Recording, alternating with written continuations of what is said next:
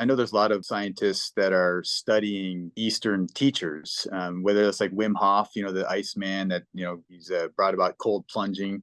They studied him and they found that, his beliefs and theories on how this work, the cold plunging works and the benefits, they actually studied it. And so they've proven all the things and that there's many changes, many benefits to the body. But they've also studied yogis and as you were talking about the brain waves. And, it's interesting how, science is just now catching up to what the yogis have known for thousands of years.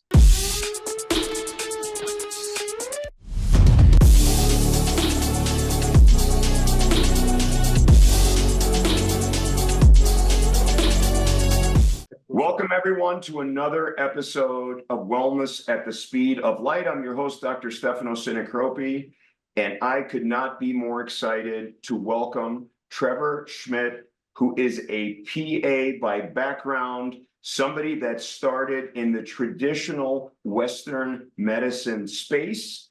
And near and dear to my heart, he was actually in orthopedic surgery, maybe sometimes assisting for up to 80 hours a week. He actually has done some assisting with spine surgery, so he clearly understands my world. But over time, he transitioned into everything health, wellness, and holistic ways of treating his patients, healing them, and getting them back to the lifestyles and life that they are trying to lead. Now, one of the things that you guys know that I'm so incredibly passionate about are things that you might not have heard in the traditional spaces or on traditional media that may give you some significant benefit in your lifestyle and well-being and prevent you from even developing chronic disease or help you to deal with diseases if they develop. As a physician, I feel that it is my role and responsibility as somebody that can communicate these ideas to try to find amazing people who are well-versed and have done a lot of deep dive on their own. And Trevor Schmidt is the guy. Now, he has his own podcast where he interviews experts from all over on these type of topics. He's super passionate, super spiritual, and I think he's doing an amazing job at really helping people to understand how to take control of their health through non-traditional means. But again, it's amazing that he also knows the other world, so he can give great advice having walked both worlds. So on that note, I'd like to welcome Trevor Schmidt to the show. Thank you so much for being on. And how did you get to where you are today? Thank you, Dr. Sinacropi. I really appreciate you having me on today to share this information, enlighten your viewers and listeners on this new way of doing things. And I agree, I came from the Western medicine and, did a lot of orthopedic surgery. And so I worked within that realm for a long time and was privy to see a lot of the corruption that has, become more and more obvious now to a lot of people. But, it started for me while I was in school. And, the big pharma and, the insurance companies, they started to program us as students. And they did that through giving, positive incentives and utilizing the money to incentivize us to prescribe their medications. And I felt it was just like gross. I didn't like the way it felt right from the beginning, which kind of pushed me off in this different direction. But initially I was a debt slave, so to speak, in that because I spent all this money to become a PA going to school, I had to then pay for my debt. And I had to make money. So I got into this machine of Western medicine to work and to make money, but I didn't necessarily like it. And I was always looking for a way out. So it wasn't until I had what I considered a bad situation where I got laid off from a job. And at the moment I had no other jobs available and my wife was pregnant. We had a house to pay for. So I had that financial incentive. So the interesting thing is that I would have never made the choices that I made unless I had that bad situation. And so at the time I was looking for other jobs and I found a job doing liposuction in Beverly Hills. And I didn't even know what liposuction was at the time. I just needed some work. And as it turned out, that was my calling and that was what I was really good at. And that's how I was able to impact and make a difference in people's lives. Now, And working in liposuction, I've been liposuction for about 18 years now. And now what I've realized is that the patients, I could do my thing and get the fat out of them. However, if they didn't change their lifestyle habits and their diet and do the things that are, good by themselves, then they didn't have long-term results. And not only that, they would blame it on me. So I started then changing the way that I speak publicly in being an advocate for lifestyle changes and diet and exercises. And in doing so, coincidentally, after studying the law of attraction, I learned that speaking this stuff into existence, and the more that I speak about it, I seemed to attract those type of people to me. And so I started attracting more people that were more health conscious, which then just, it naturally led me into other modalities. And myself personally, I'm an athlete. I played soccer in college, but I also did like marathons and endurance type races, like Spartan races and Tough Mudders. And in trying to optimize my own body and mind, that's when I got into biohacking, and biohacking kind of led me down this path of all these different modalities, red light therapy, hyperoxygen therapy, ozone therapy. And it's a paradigm shift. It was totally a different way of thinking. And as I got further along and learning more, I found, a lot of the stuff in Western medicine, there was incentive and motivation that was not aligned with my beliefs. And I wanted to help people and make an impact on a positive impact on their life. And then I felt like in Western medicine, the goal was not necessarily to help people, but to make as much money as possible. And so I started trying to move away from that stuff and become more of an advocate for the holistic approach. And I'm sure you know from when we were in school, there was only like one day of nutrition in my school, maybe. Yeah. And I don't even think we got tested on it.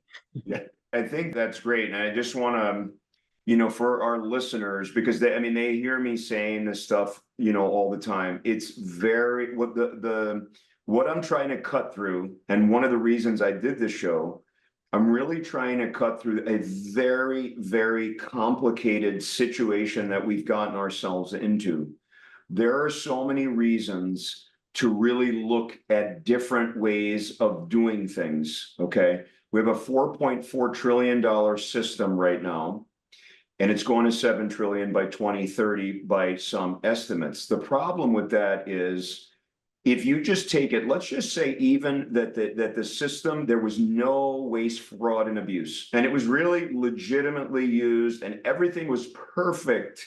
The problem is, how are we going to pay for this system? So that is a way to just start thinking about the fact that we are on the verge of having a very big problem. And I've had people on, I had actually the former CEO of Kaiser Permanente on, and he believes that AI technologies are going to really help us to cut down on waste, fraud, and abuse, and really free up providers to treat people in different ways that are much more designed to really help the patient, as opposed to keep them in this spiraling loop, right, as they're just kind of about to, go down the drain. And so there's just different ideas. So I've brought different people on that, that have different ideas about the problem. Is you mentioned, about the money issue. So it's interesting because the people that are sitting on the holistic side of things, such as yourself, and I clearly, I'm a big believer in a lot of those things that you mentioned, obviously, and we'll get into that in a second. They see the monetary gain from some of the things that go on in traditional medicine, as a significant issue. And that's something that we talk about ad nauseam. But interestingly, even inside the traditional medical system, we hear these things about how do we do healthcare? Should it be value-based care, where the incentive is the patient gets better, okay, which I do believe we're going to go to at some point. But I think debate, interestingly enough, even though people go into these camps, like I'm on the holistic side, I'm on the hardcore it's interesting because even in the hardcore medicine side, that debate is raging on. Because you could do all this stuff, if it doesn't help people get better over the time period that they're treating, it's a complete waste of dollars. It's a complete waste of money. So throwing medicine after medicine and procedure after procedure, if it works, fantastic. unfortunately, and a lot of the times it doesn't work. And a lot of this polypharmacy, man, it is going to really, but I mean, it is biting right now. And people are seeing that because what's happening, chronic disease is worse, obesity is worse, diabetes is worse, mental health is a lot worse. I mean, the pandemic didn't help, but it was already on the wrong, trajectory. So there's all these different, ideas. And one other thing that I, want to say about, traditional Western medicine, because I want to really know, people know where I stand, the ideas, the theories, the procedures, the whatever, and even some of the pharmacology, it is all, a lot of it is based on really hardcore science, and some of it is very carefully studied. The problem is when the stuff starts getting all mixed up and used in all different ways without regulations, and people are on all these meds, they don't even know what the meds they're on, they just know the colors. Yeah, I take the blue pill at 9, and then I take the red pill at, at 9:30, and on, and they come in with these baggies of meds. They have no idea what they're on. No one seems to know what the interactions are. All they know is they feel horrible. And this is one of the things that kind of led me, down the path. If you could pick an area, before we get into more kind of specific stuff, I do want to stay on some of this healthcare stuff because you were deep in this thing. What do you think, what reforms do you think would help medicine as it is now? I have a lot of ideas, but what do you think would be the most helpful if you're the president, right? Not that the president, they don't do much, but let's just say that you could, ink stuff into law. Like, what do you think would be some reforms that could help this week? Yeah, it's challenging because, while I say that, the money is a problem, I'm a business owner as well. And I know that without the money, we can't run a business. So you have to figure out a way to make money enough to, manage the business. But somewhere along the line, there were too many money people that got into the whole healthcare. And so, nowadays, with the way they have protocols in hospitals and through the protocols of the insurance, it's almost like the doctors don't make the decisions anymore. And, it's really, this is why AI can take the place of the doctors, right? And so if they make the protocols such that the doctors don't have to make decisions, then what do you need an educated doctor for anymore, to make those decisions? So having a position where if you want the doctors to make the decisions, then it's just going in the direction now, the intentions of the doctors. In many cases, the only way they make money is if the insurance will pay for their services or whatever they recommend. And so I know that when a patient comes into the doctor, first of all, they're so limited on the amount of time. You got 6-7 minutes with the patient, which is obviously not enough. But when they make their recommendations, in many cases, if your practice is like any of the ones that I've been at, they have checklists for the bills, and so you're just all the codes that they have to bill for. And there's usually your common things that you that you can bill and get paid for. And so even if you don't necessarily do the things, you would have to bill for these things in order to get paid enough in order to maintain your practice.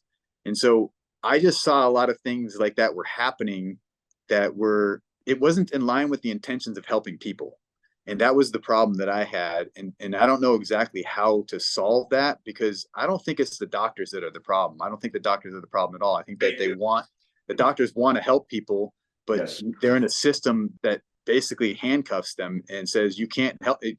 I know you want to do this, but we were not going to pay for it. So if the insurance company doesn't pay for it, you can't do it. And furthermore, they don't do any of the preventative type care. It's they only want to see you when you're sick. And if you're not sick, then have a nice day. I think well said. So what I would say on that is, I understand the checklist. I just pre-recorded a radio show that's going to be released in about 4 weeks, and it's very interesting. It was in a complete monologue on all the failings of what's going on now with insurance, and it was really directed at patients and how much they have to understand my concern with the recommendations that are being made to them. And it is along the lines of what you said. One of the problems is that each insurance company covers different things. Okay. And each people and everybody has different prior authorization needs to do it. Right. So when doctors have that information, right, unfortunately, because our time with the patients are limited. Now, luckily, I'm in private practice with a group, so we do get to spend more time with patients than usual. But that doesn't work in different environments, right? In bigger systems and things like that.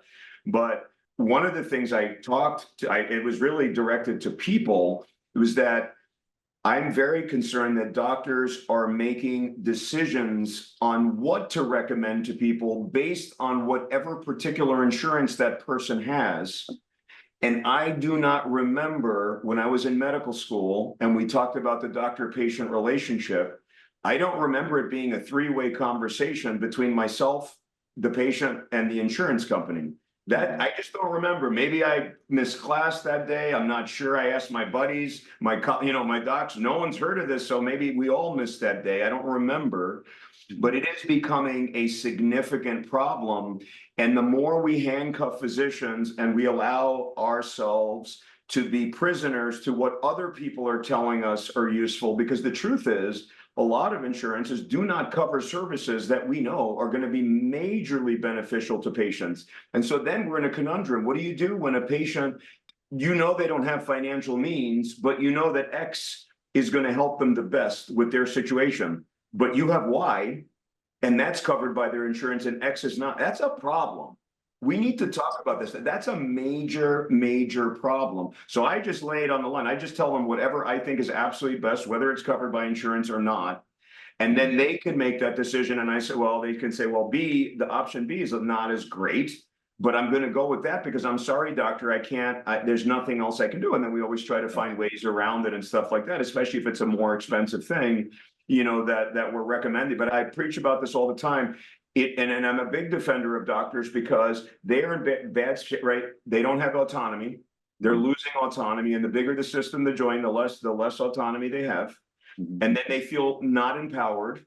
But do people really want to go into doctors that feel like they're completely disenfranchised, not empowered? Like that's not a good, it's making for a very not great environment. And I talk about it, vocally, and we need to do something about it. We are in a great situation with our group because we're private. So we kind of, and our whole motto is put the patient first. We just tell them what we believe and we fight for them. And that's all we can do. But most practices are not in that thing, and other specialties, they don't have that ability for it. So on that note, what I love about what you're doing, and love talking to people like you that have read 1,000 books plus on this stuff, have interviewed people, have done stuff, is that you're out here sharing your knowledge and educating people. And professionals like yourself, it's so important to be out educating, like you are. Can you talk to when you decided, okay, I know you're very spiritual, but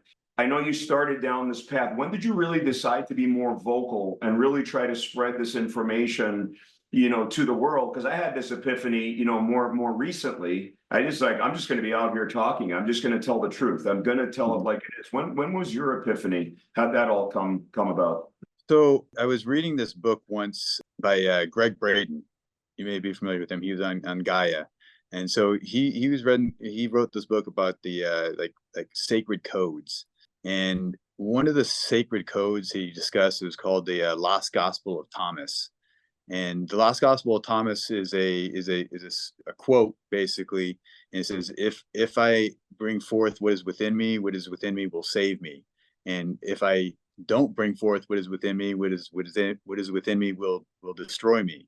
And so what I did with that, and so his recommendations is utilizing this sacred code is to utilize it like an affirmation. And so what I did is I recorded myself saying this sacred code, and then I meditated to the loop over and over and over. So it said the same thing over and over and over. And what I believed happened, and what I got from those words is what I bring forth. If I bring forth what is within me, then what is within me will save me. At that moment in time in my life, I was having, whatever struggles I was having with my life and business. And so what I believed that meant to me was that I had all this knowledge, I had all this information. And if I bring forth what is within me through speaking, then what is within me will save me. And so I started speaking about this stuff, and I started speaking a lot about it. And sure enough, speaking it into existence, I started attracting the people around me that needed, to help me make this stuff happen. And I've been doing it for quite a few years now. And it's interesting how well this law of attraction works, in that when you have the right energy, you will naturally attract the people to you, which is, obviously why we're talking here is because you were interested in the same stuff. And so that, I've been then going further and deeper into the law of attraction and how that works, and reading, there's lots of books on that now. But it's interesting how this stuff, it's right on the edge of this spiritual side that most people are like, it's not real. But now with quantum physics, the science is merging, religion and spiritual nature, and this, the unknown, the unseen, with the seen.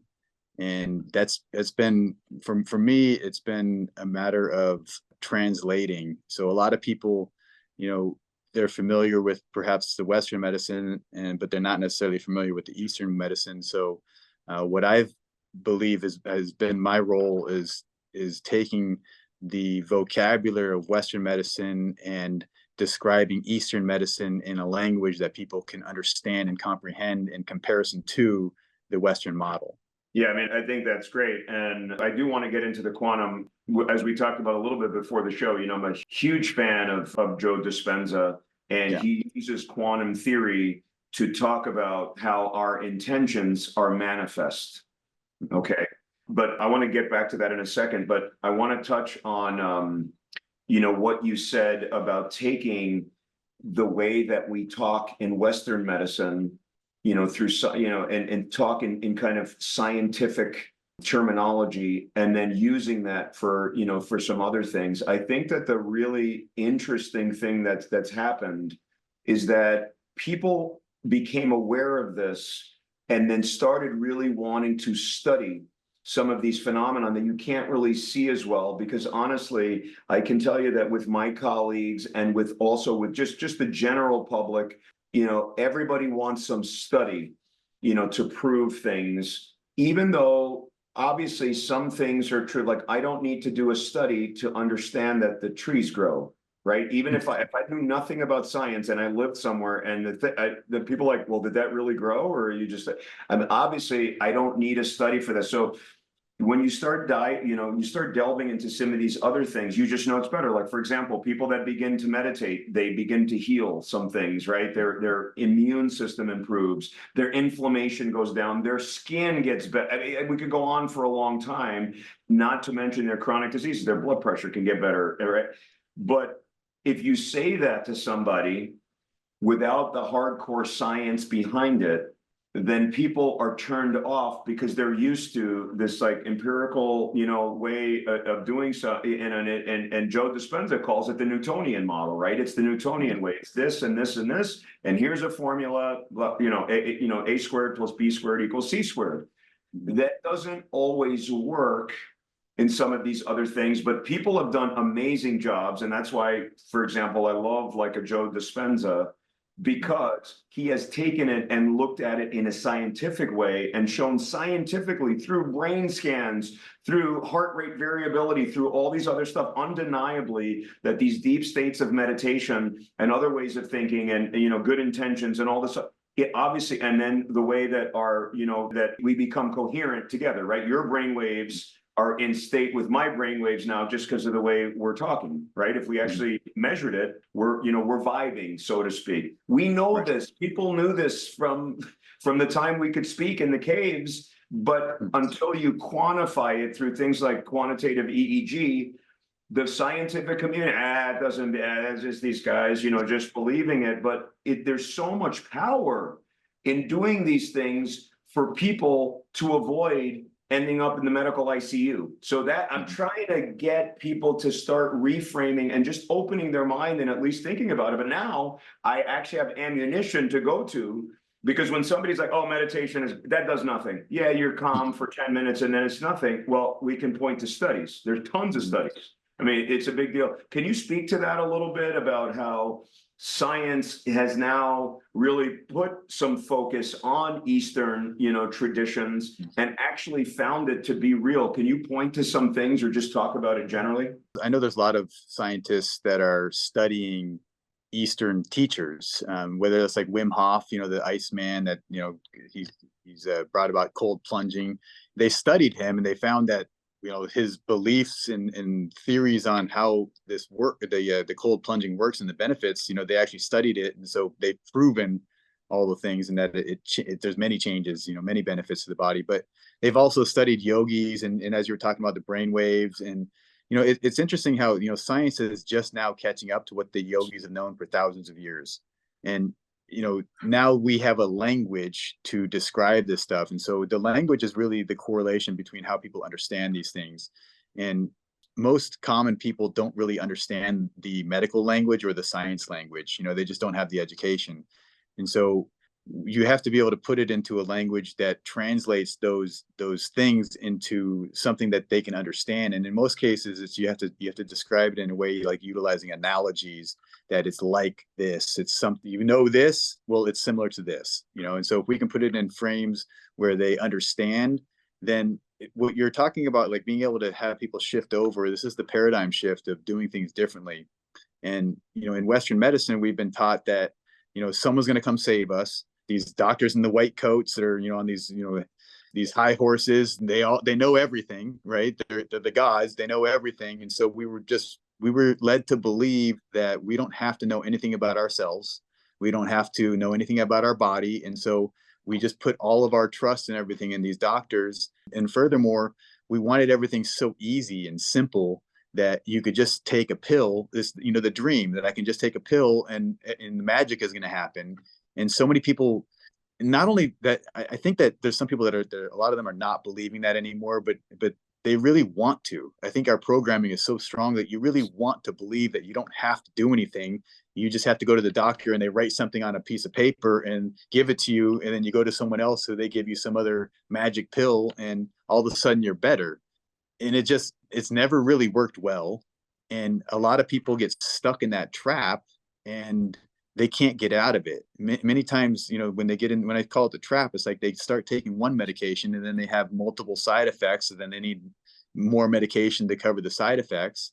And the people just don't understand that they don't have to do that. They believe that they have to do that. So they do. 100%. And looking for the easy button is very difficult. And so I'm trying to educate people, because if you are in that mindset, you in some ways can fall prey to so many different things, whether it be, Western stuff, herbs or things like that. I mean, there are so many things, okay, not picking on just Western medicine, right? But there's so many things, for example, that you can go to the vitamin shop, let's say. I'm not picking on the vitamin shop or CVS or Target, right, wherever, the vitamin aisles, right? And there's so much advertising behind it, but yet there is literally zero scientific evidence that it does anything, zero.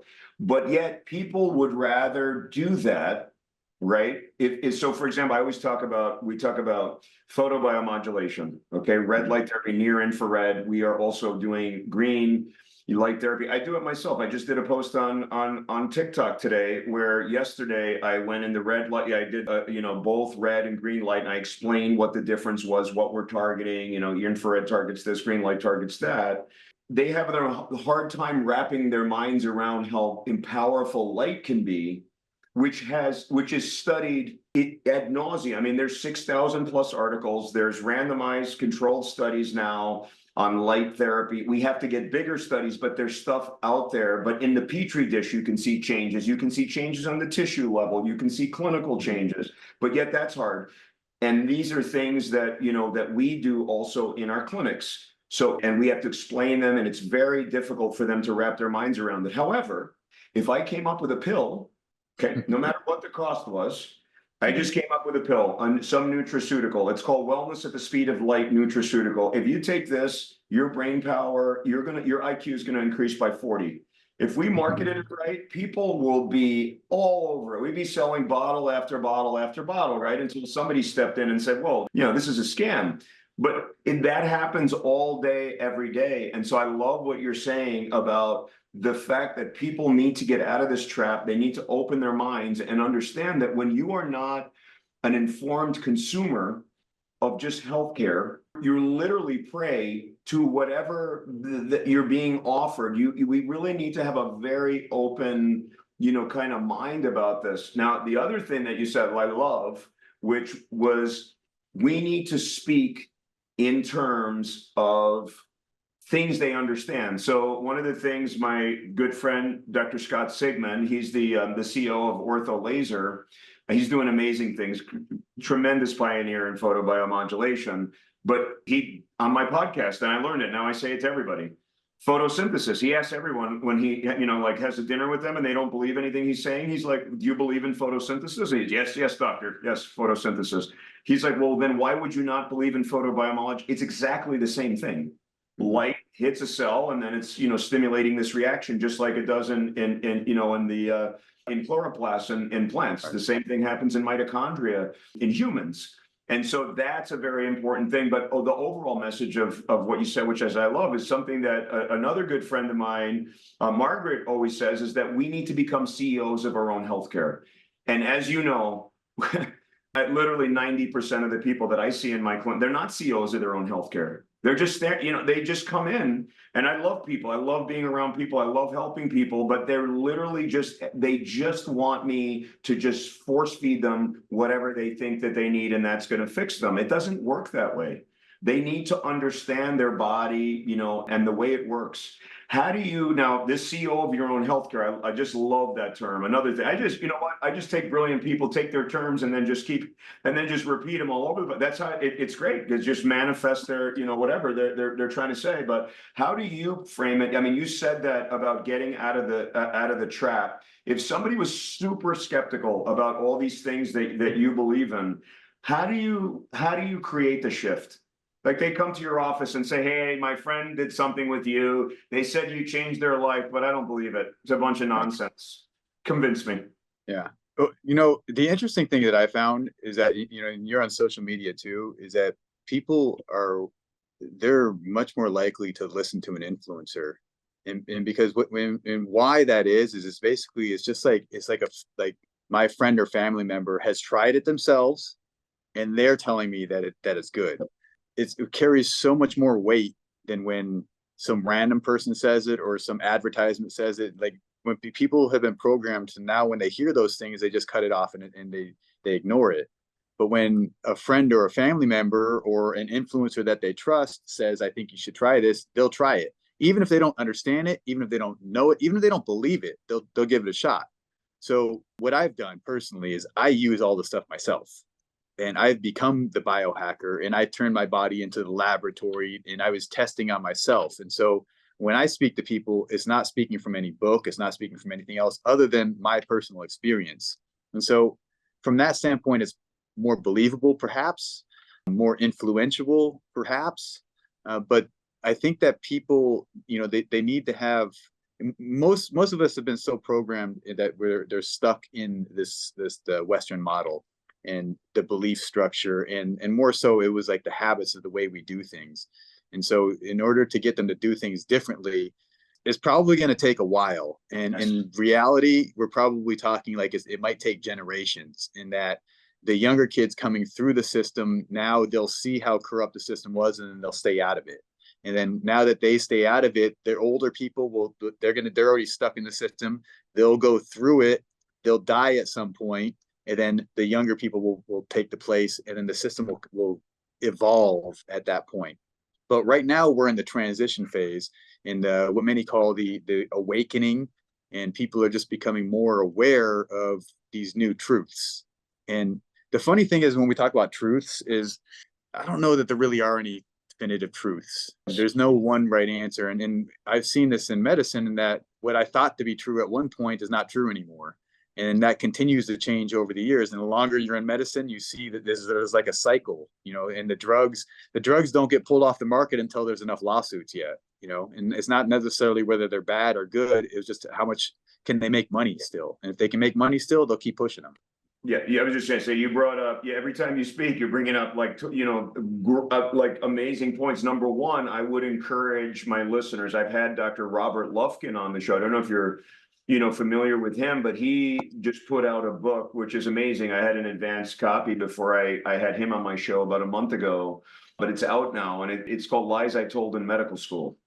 And basically what he says is 50% of what he taught in medical school was not true, including, diet and what is being pushed. He makes a big deal about who is sponsoring company. Like he singled it out. I mean, he says, listen, American Diabetic Association, look at who's sponsoring them, right? Sugar companies. We can go on and on and on, but it's interesting that you bring that up. And again, he also is a huge proponent of physicians as a physician himself.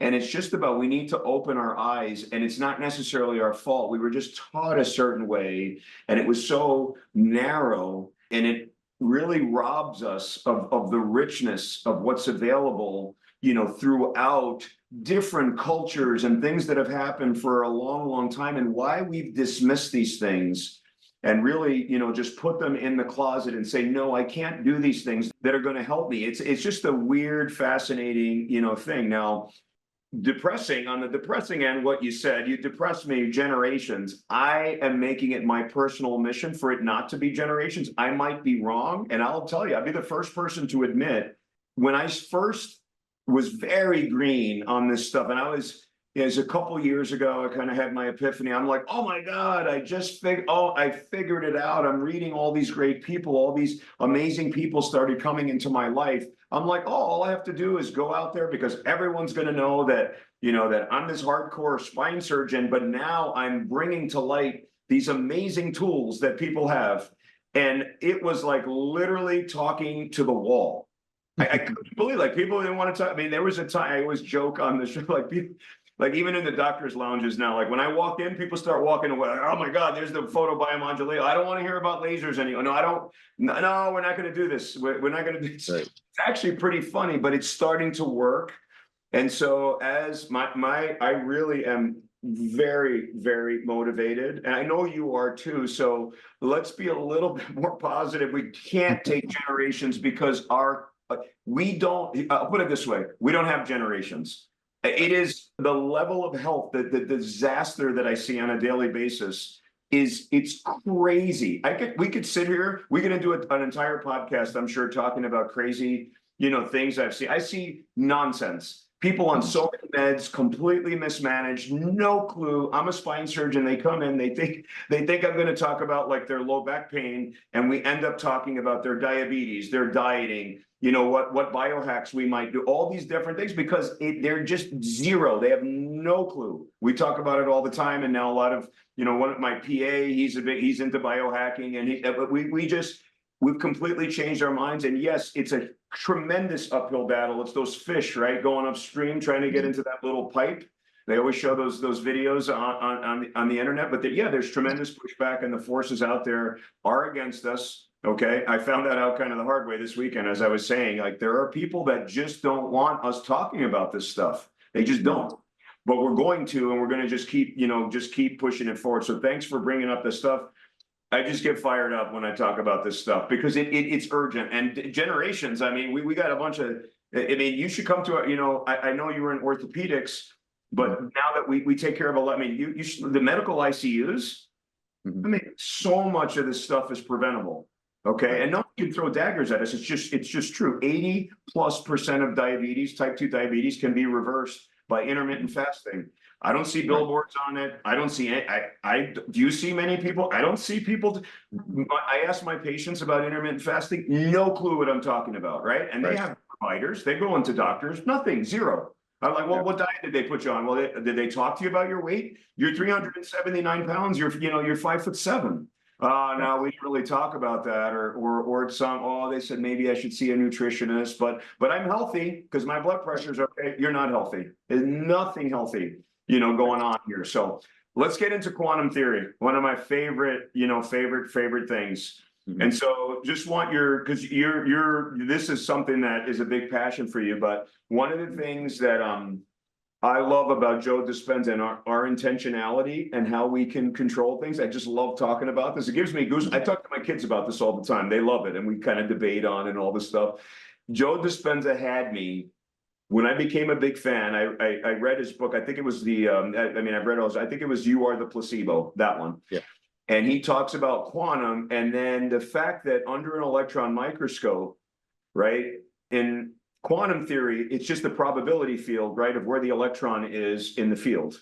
So it can be anywhere, literally anywhere. It's not that Newtonian model where it's just going around, but literally the electron appears where you're looking. So if you look here, it's there, but if you look there, it's there, and it stays there.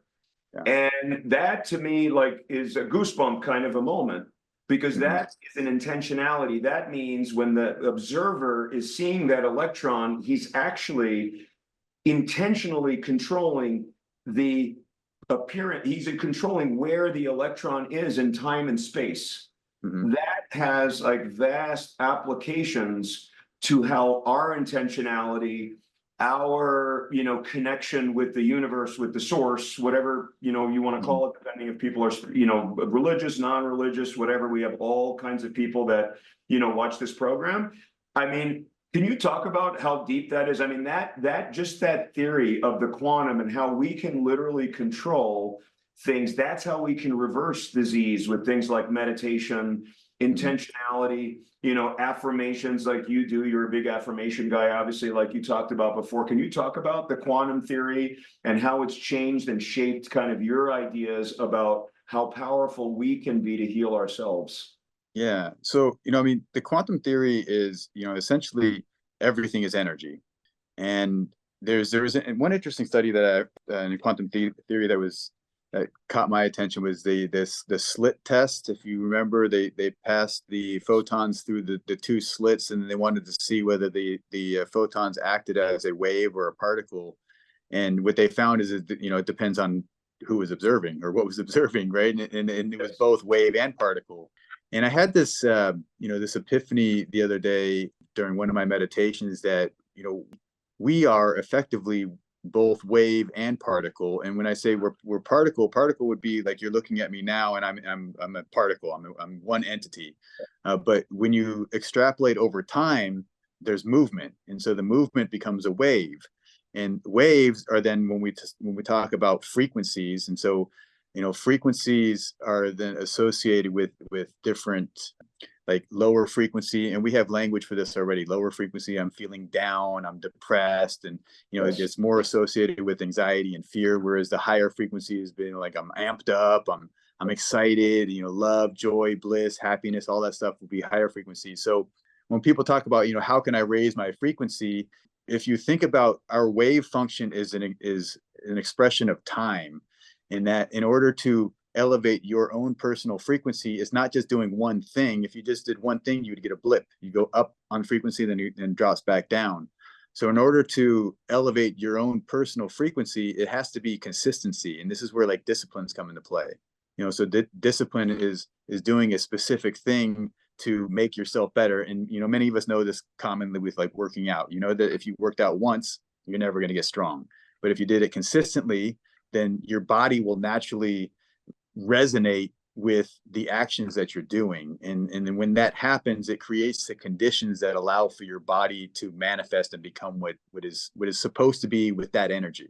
So if you're an athlete, for example, if you're putting a lot of energy into it, you will see a difference on yourself. You will see the difference. But if you don't put the energy into you, then it won't ever manifest. And that's an example of what happens on every other aspect of our life. I think a lot of people miss the benefit of just sitting still with meditation because they don't see tangible results quick enough in order for them to realize that something's actually happening.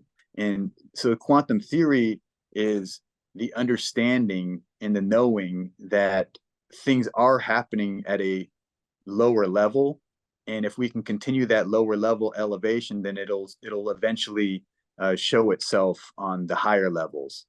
And if you look back in like the teachings of the Hermetic teachings from Hermes Trismegistus, which is the god of knowledge from Roman times, he talks about the laws as above, so below. And so, and now in quantum physics, and they're talking about like the fractal theory, and that things just continue to recreate and reproduce on different levels.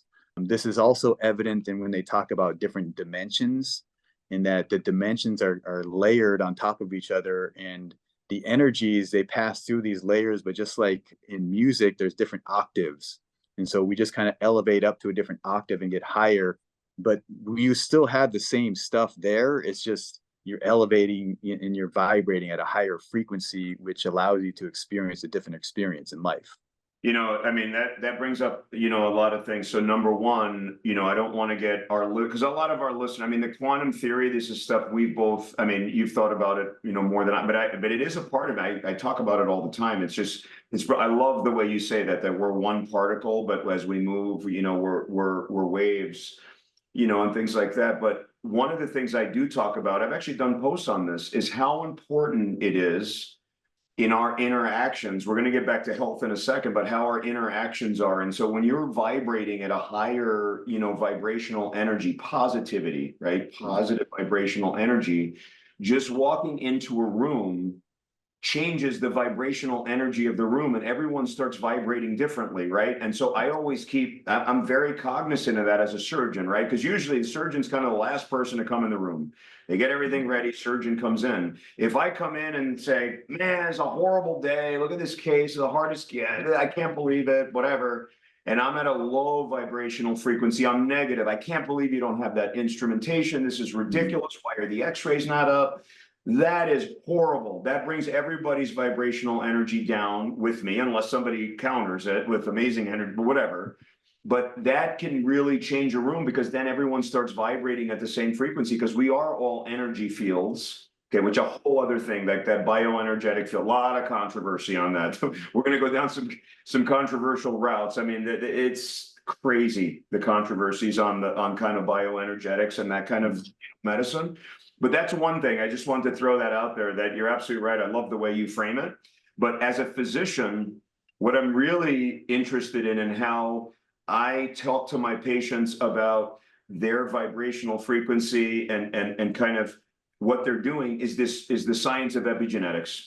And epigenetics is critical for people to understand. It seems like a big word, but it's nothing. It's just epigenetics, above the genes, right? And so it basically, for our listeners that are not, familiar with it, well, a lot of you are, but for those that are not familiar with it, it basically means that the vast majority of our genes are not fixed. They're expressed based on what you're exposed to, your lifestyle, the frequencies you're around, all these other things, and then they are expressed. So a lot of chronic disease is manifest because your genes are turning on, the bad stuff's turning on versus the good genes. Okay, only about 5% of our genetic pool is fixed.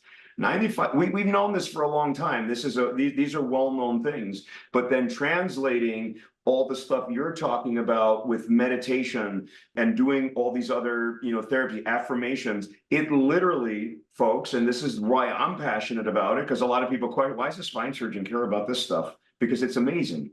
You can literally change your genes. You can change your outcome, your destiny, in life, by turning on the good genes, by flooding your body with the good hormones, the hormones of love and meditation, as opposed to the hormones of stress. When you want to go crazy and punch the wall, and you're upset and the lion's chasing you and you live in that state all day, the difference of the person you are 10 years from now, it's insane, right? Heart disease, Alzheimer's, anything, just you name the disease, it has something to do with epigenetic. Not everything. Yes, there are pure genetic diseases. There's nothing you can do. You can't do anything. But if you could do something about the 95%, it's incredible. And so biohacking, right, what you're really an expert at, is a way to, it's biohacking, right?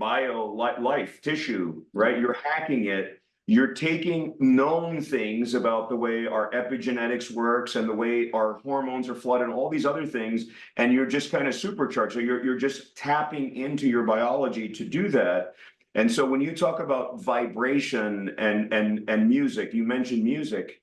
Mhm. there is so much to be said about different vibrational frequencies, both like actual vibration, but also vibration like music vibration and other aspects like that. That's a whole entire energy field. You know, I used to work at when I was a resident, I was at Columbia Presbyterian Hospital. Dr. Oz was there, and he used to have his patients, as they were having heart surgery, they would all listen to this, you know, these beautiful classical music.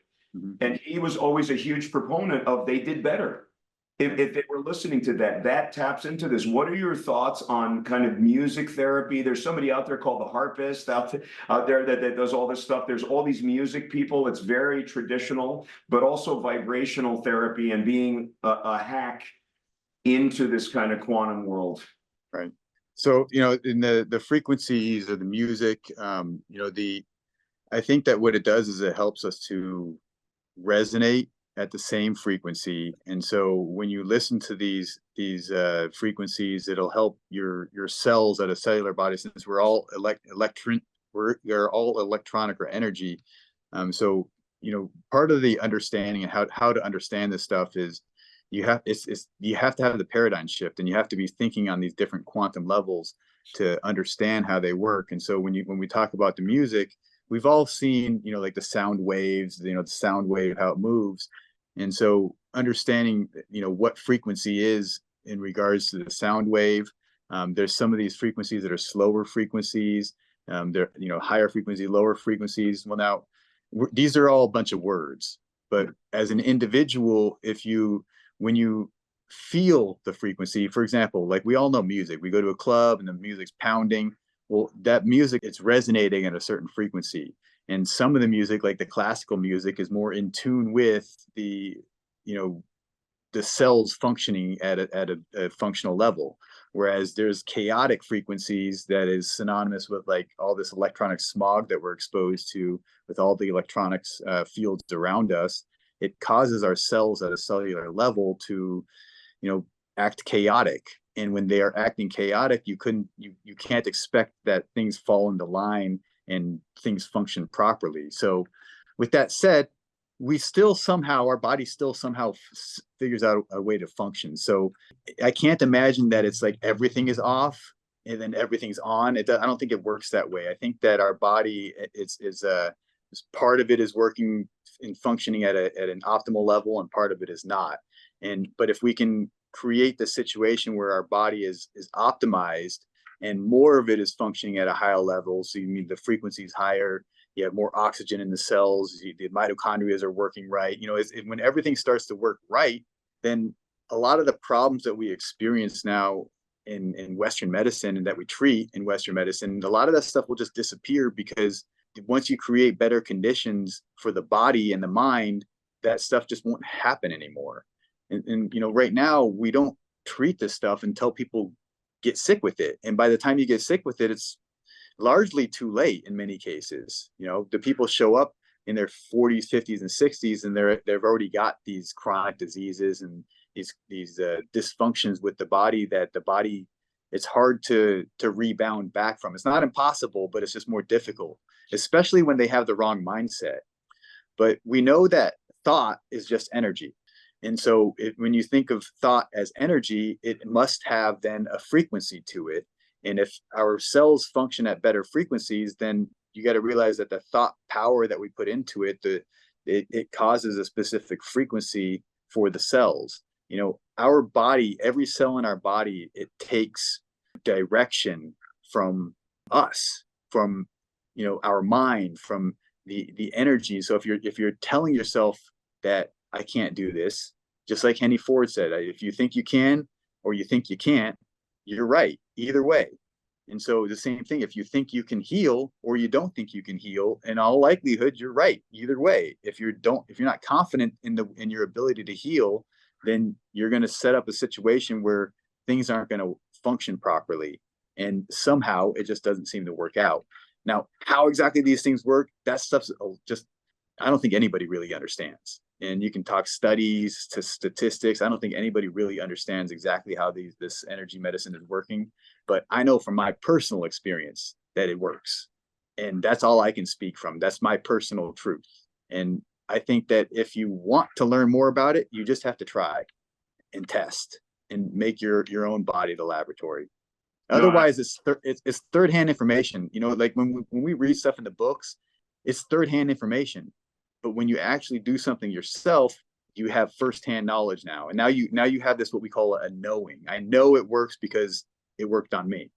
no, I love that. I have become a big biohacker myself. You know, I'm 50 years old. I've never felt better than I do now, and I've never worked more than I do now, because not only am I a full-time spine surgeon, you know, we're building these clinics all over, you know, Minnesota, which are these wellness centers, and I'm doing all this stuff on social media. I do the show. I just started a radio show, and the biohacking has personally, for me, completely changed my life. And I'm somebody that's always, you know, been conscious of diet and have worked out, but that nowhere close to when you add all these other things together. And you're absolutely right. It's a way of just targeting the cell. So I think from a more scientific standpoint, you're absolutely right. There's a lot of stuff that is in Pandora's box we don't know, but we do know certain things. Like, for example, light therapy. I know you're an expert at all this, but just for our audience, when light hits the mitochondrial wall, right, it hits this cytochrome C oxidase, and then it creates ATP, or the gasoline for the cell, right?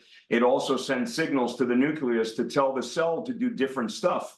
A cell is happier. They don't die. That's why photobiomodulation to the brain for all these brain diseases is showing so much promise. That's why there's a lab at Harvard doing these things. It's absolutely fascinating. But when you start looking like at some of the science is still, you know, we don't know. We know clinically people are better, but sometimes then we go back and fill in the blanks on the science. But if you look at, for example, meditation, what I love about Dispenza and many other people, you see the hormones that are released. You see the functional brain MRIs. That's science. If people don't believe it, look at this monk's MRI. Look what happens to it when he's in this state. People are like, that's incredible. They're in these amazing states. And then you see the proof when people are healing. Now, again, to my audience, this isn't medical advice, because if you have a serious condition or you need to be worked up, please go see your providers in the traditional, you know, Western world. But keep your mind open to a lot of the things, you know, that we're talking about, because the truth is some of it you do have to, you know, experience. And I will tell you, as I've told many of my guests before, if you had asked me these things, if you had talked about things like photobiomodulation or ozone therapy, all the things that, you know, you had mentioned before to me 2.5 years ago, I wouldn't have wanted to speak with you. I said, what is this guy talking about? And now I can't, because I've experienced it firsthand. And not only that, I've really looked at what the research is, and there's enough evidence for most of this stuff. And some of it is like, some of the stuff has like meditation, you know, yoga, photobiomodulation, oxygen. I mean, oxygen therapy has been around forever. I mean, how much data do people need to understand that you're supercharging your hemoglobin and getting oxygen? Where it makes no sense that some of these things are considered controversial, and that's nonsense. Who's saying it's controversial? Who are these people? Do they have motives for these things to be quote unquote controversial or pseudoscience? Because I can tell you, as you know, red light therapy, it's not pseudoscience. That's nonsense. It's literally, that's not true. One thing I did want to just go back to on the thing, have you heard of, and there's a lot of these programs, but have you heard of something called Newcom? Newcom? Yeah, Newcom. No.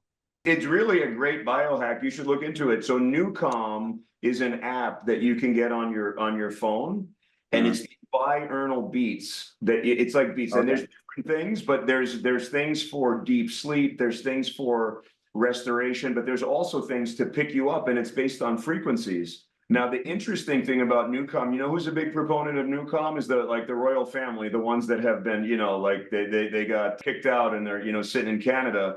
But they're big, and they wear these things, and you know, there's these markers and everything. So they're big proponents of that. And honestly, to some people, that's a big bonus that they're into it. To other people, they're like, well, that's a gimmick because those people are doing it. But just to let people know, these beats that you listen to, I do it every night. I've never slept better in my life, right? I'm not, no financial potential. I don't, I'm just saying, I mean, this is something I use personally. We don't even do this in our clinics or anything. We tell people about it, but we're going to roll it out soon. But Newcom is actually studied in the military with dramatic results. So Dr. Kirti Sunder was one of the chief scientific officers. I had him on my show. He's fascinating. He's a brilliant, double-boarded, neuroscience psychiatry guy.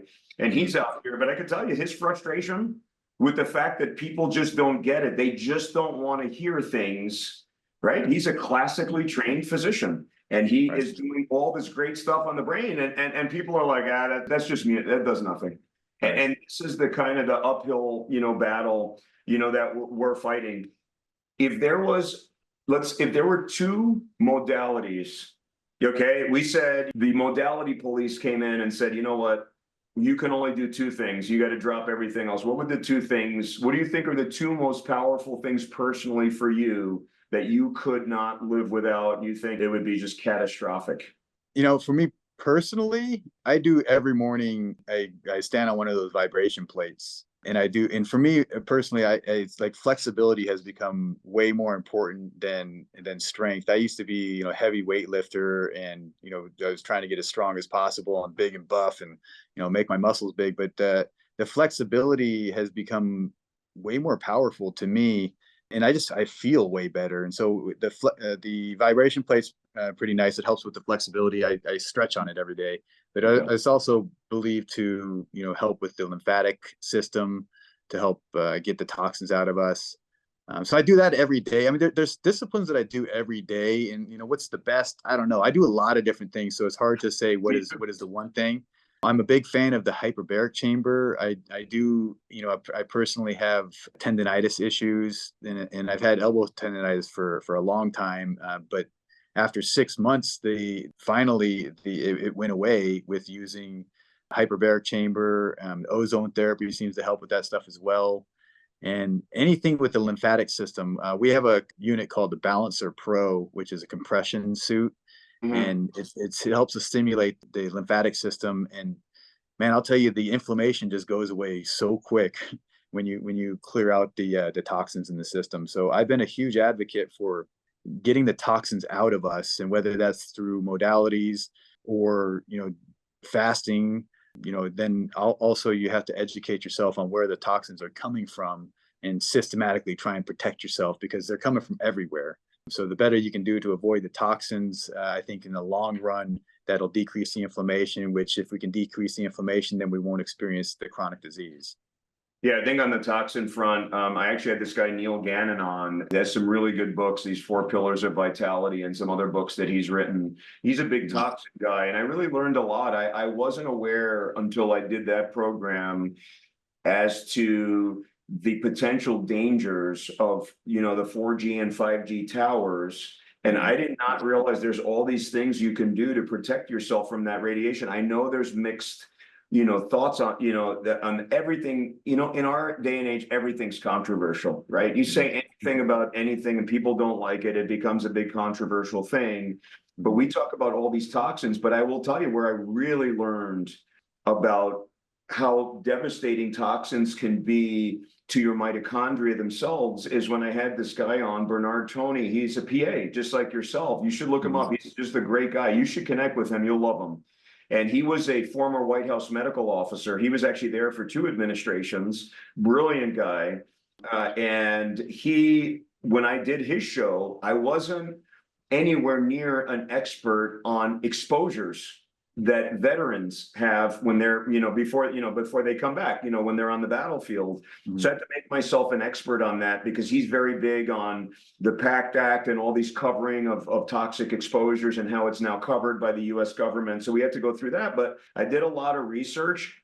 I did not realize that, like, these burn pits where you're burning tires and all this other junk, how that stuff gets in your mitochondria and is there. It just stays there. And then that led into this big rabbit hole about all these microplastics, drink. And just went into this whole thing.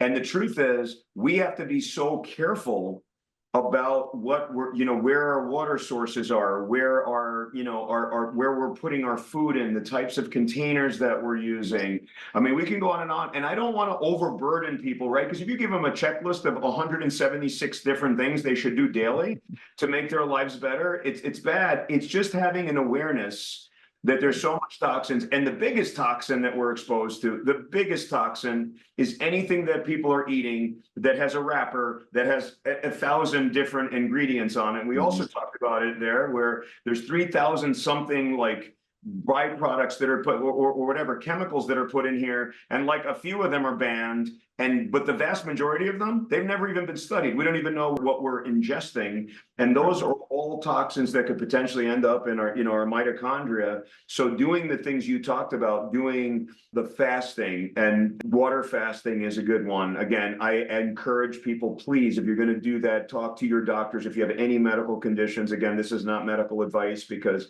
you can get in. Listen, with anything overdone, anybody can, have a bad event. So everyone needs to be careful. But I believe, photobiomodulation is a big detoxer, right?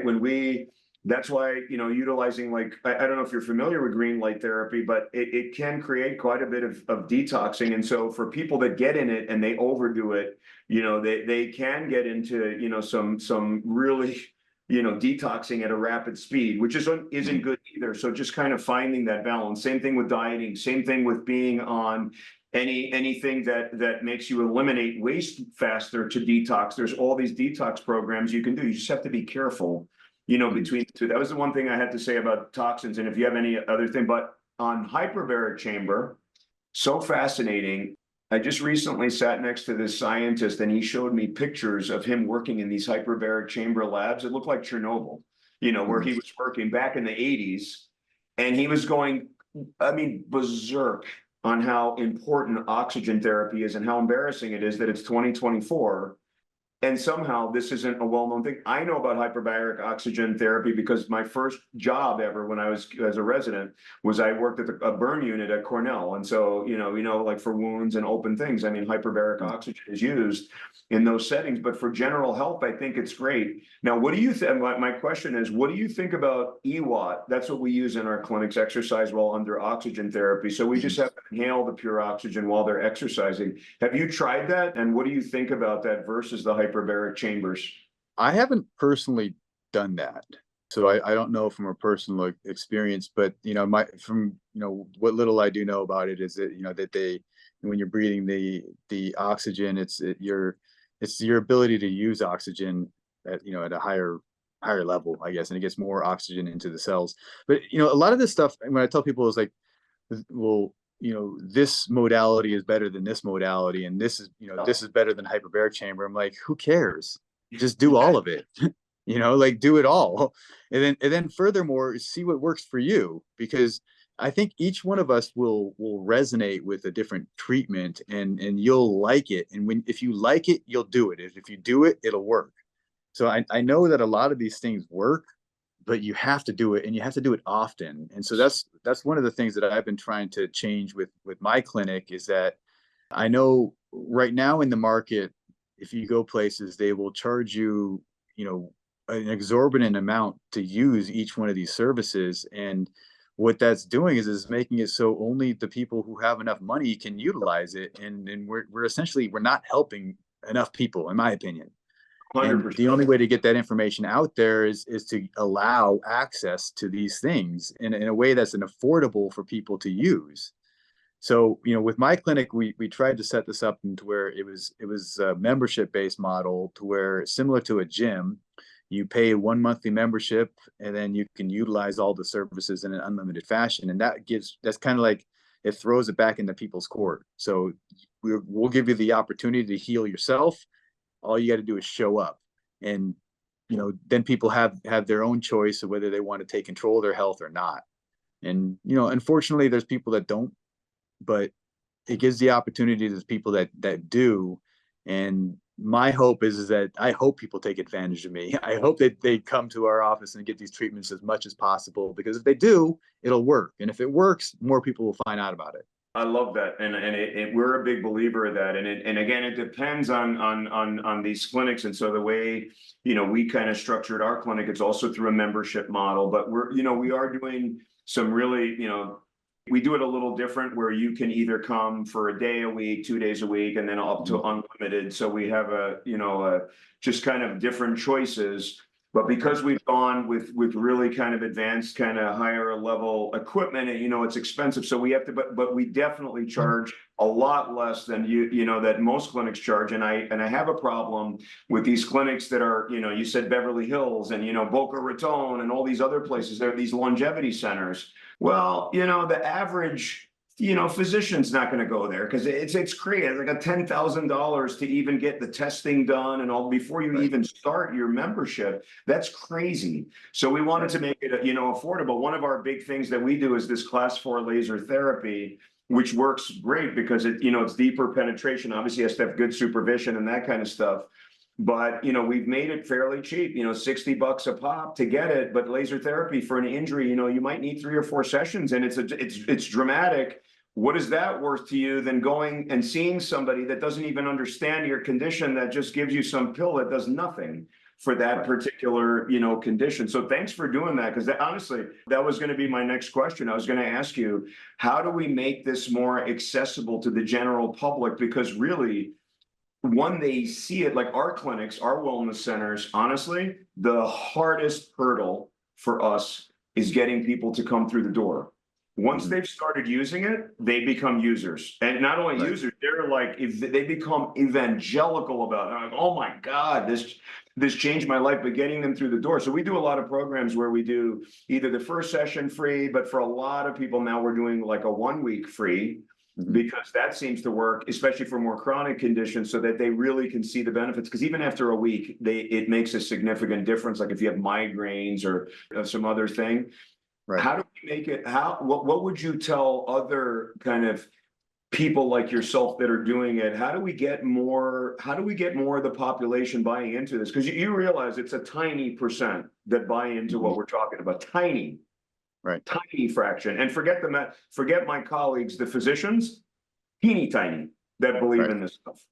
No, I think that it's really just a mindset, and it's a paradigm shift. And right now, people are so used to their healthcare being paid for that they're having a hard time paying for anything, which is really quite funny when you think about it. If you or I go out to dinner tonight, we'll probably spend $200 on dinner. But if you told me to spend $200 on a membership so I can not get sick ever again, I'm like, whoa, hold on a second. That's a little bit too much, and so it's the psychology. But once you, like you said, once they try it out and once they see the results and they see it in themselves, then it's easier to substantiate it. But I think that what really has to change is the mindset that it's not just a one-time pill. You're going to be doing this for the rest of your life in some degree. You maybe not all the same modalities, but in some degree you have to take care of yourself. You have to do the disciplines, and you have to show up on a daily basis for yourself, because nobody else is going to do it for you. Nobody's going to work out for you. Nobody's going to drink the water for you. Nobody's going to tell you, hey, you shouldn't eat that crap. You decide, or not. Right. And so our job as advocates for this is just educating more people, because it's really, the problem right now is ignorance. People just don't know. And the more people that do know and actually implement these things, that's when it'll spread more. And I think the flood is coming. I think that enough people are starting to know and are willing to move into this different way of life. But it's, we're right there. It's kind of like Malcolm Gladwell wrote the book, the Tipping Point, and so like we're right there. We're getting close, and I just keep pushing as hard as I can, and I don't know what else we can do other than educate people, to take care of themselves and stop relying on other people. That's a great answer. I mean, honestly, that last, little 30 seconds there, that really is it. I mean, you just hit the nail, right on the head as far as what we need to do, to get to the next level. I feel like what I want to do is 2 things. keep having people like you, obviously, and educating and doing that. That's really a big one. Just getting the information out. And obviously, we're doing our centers and we're getting people in that way. But the other thing I'm really trying to do is get really like-minded individuals that are actually more doing the work at these major institutions that believe in this stuff, are frustrated themselves, and are looking to kind of partner. It almost has to be like we do have to engage hardcore science with this, because it's really, in our society, it's the only way to just really surmount a lot of these doubts. And so even our clinics, as we're getting bigger, we're going to start doing research projects along with some of these other, institutions. Even though we're on the private side, we'll figure out a way, because it's pretty easy to do, right? You could do it through, either biomarkers, or you could do it through just different surveys and things like that. But putting it all together and then just taking it. However, these are big believers. I mean, I talk to people in like some of the biggest institutes in the world. Like, they jump up and down. You know what their criticism, you know what they always say? People say, well, there's just not enough evidence. There's just not enough evidence. Well, here's the problem. If we all sit around saying, well, there's not enough evidence, I'm not going to try it, I'm not going to do anything, then no one's going to do anything. Like, who's going to do the work? It needs to be done like people like you and I, on the ground, boots on the ground. We see these people, we have them in front of us. How do we get consortiums and coalitions together and say, hey, let's study this thing and see how these three modalities together work? That's what we are doing in our clinic. So we're starting to put together some protocols that we're going to be researching and doing, and we're getting bigger and bigger, with more centers. And so we'll be able to do some of that. But I get that so much of that pushback. Well, show me the major study. Show me the study of 10,000 people. I'm like, well, who's going to do that?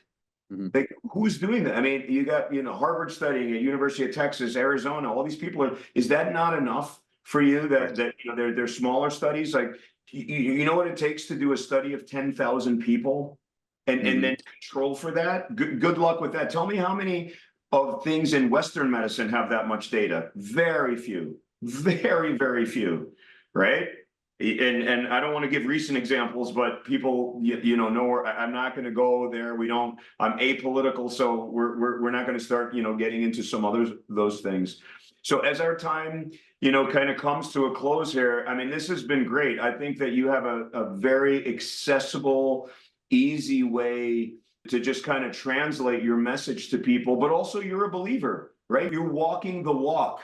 You're not just talking. You're not out here lecturing or saying, oh, yeah, I did a study in a rat and, you should do this too, because it worked. I mean, you're your own rat, not that you're a rat. You know what I mean? I'm my own rat, right. Whatever. We're doing it on ourselves. I do it all the time. I post about the biohacks I do and, the benefits I'm getting from it. And I love doing it. And I just want to get this information out. So we're really thankful for you coming on the program today and just giving it from a different, perspective from a guy. Again, you're like me. You started in one thing. I mean, I'm still in it. I'm as deep in Western medicine as could possibly be. But these other things are really passionate for me, and I want to bring it to the world. And I'm not going to stop despite the pushback that we're going to see. And I know you're not going to stop. I mean, this is what you do. So can you tell our listeners and viewers where they can, I'd like to know, tell them about your podcast, tell them where they can find you on social, tell them about your website, tell them about your clinic. Yeah, so I have my podcast is called Becoming Superhuman, and my mission is to help individuals who feel like they're stuck in the Western model of medicine and help kind of show them a way out and how to optimize their body and mind to become their best version. And I interview individuals, experts in these different realms that I have identified personally in my own experience in biohacking. And I go and find the experts in the different fields to try to describe these things in a better way than I can. But one of the things I wanted to mention before I go here is that you talk a lot about studies, and for me personally, I took statistics in college, and I know as a business person you can utilize statistics to manipulate anything. And furthermore, in the studies that I've, like for diabetes, for example, they talk about having a person have a specific diet for 10 years. I mean, I don't know anybody on this planet who's ever had the same diet for 10 years consistently, but yet we're relying on statistics that are based off of their ability to get people to do these things. that I honestly, I have a hard time believing a lot of the studies that have been done. Furthermore, it's like you said previously, like who paid for the studies, and there's always some type of incentive and motivation, for the study.